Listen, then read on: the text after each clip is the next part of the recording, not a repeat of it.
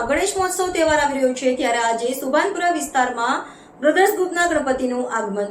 ઇલોરા પાર્કથી નીકળી high tension road પર પસાર થઈ આ બ્રધર્સ ગ્રુપ 11મા વર્ષે પણ ગણપતિ બાપાનું આગમન ધામધૂમથી કરવામાં આવ્યું હતું। વડોદરા શહેરના સુભાનપુરા વિસ્તારના દર વર્ષની જેમ આ વર્ષે પણ બ્રધર્સ ગ્રુપ દ્વારા 11મા વર્ષે ગણપતિ બાપાનું આગમન યાત્રા કાઢવામાં આવી હતી, જેમાં ખાસ ઉપસ્થિતિમાં વોર્ડ નંબર 9 પૂર્વ કાઉન્સિલર રાજેશભાઈ આયરે તથા વોર્ડ નંબર 9 યુવા કાઉન્સિલર શ્રીરંગ રાજેશ આયરે તથા બ્રધર્સ ગ્રુપના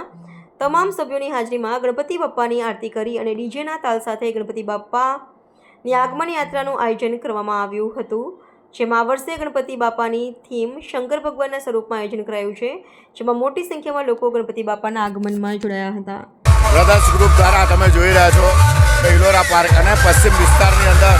ખાસ કરીને દરેક યુવાનોને અભિનંદન આપું છું। અને બ્રધર્સ ગ્રુપ તમે જુઓ છો કે વર્ષે ને વર્ષે દર વર્ષે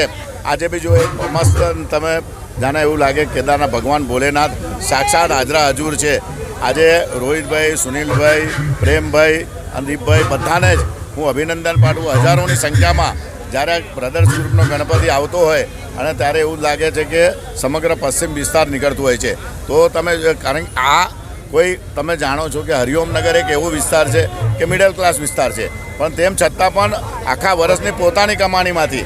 આ પોતાનું જે અમારા દરબારો છોકરાઓ છે સાથે બધા જ ભેગા મળીને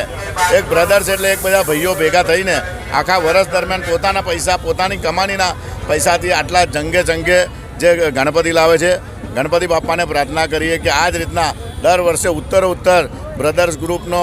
મોટામાં મોટો ગણપતિ તમે જુઓ કે પશ્ચિમ વિસ્તારની અંદર દિવસે જે ગણપતિનું મહત્ત્વ છોકરાઓને તમે ખૂબ પ્રોત્સાહન આપો, કારણ કે હિન્દુઓના સંસ્કાર અને ગણપતિ માટે આ છોકરાઓ મને પોતાના લગ્નમાં ખર્ચો નહીં કરતા હોય એટલે પોતાના ઘરમાં નહીં કરતા હોય એટલા ખર્ચા ભગવાન માટે અને એક ઉત્સાહ હોય છે કે હું મારા ગણપતિમાં આગતા સ્વાગતા આગમન કદાચ મહારાષ્ટ્રની અંદર મુંબઈમાં નહીં થતું હોય એટલા જોરશોરથી આગમન આજે બ્રધર્સ ગ્રુપ દ્વારા થાય છે। હું રોહિતભાઈ હોય, પ્રેમભાઈ હોય, સુનિલભાઈ હોય, દીપભાઈ બધા જ લોકોને હું ખૂબ અભિનંદન આપું છું।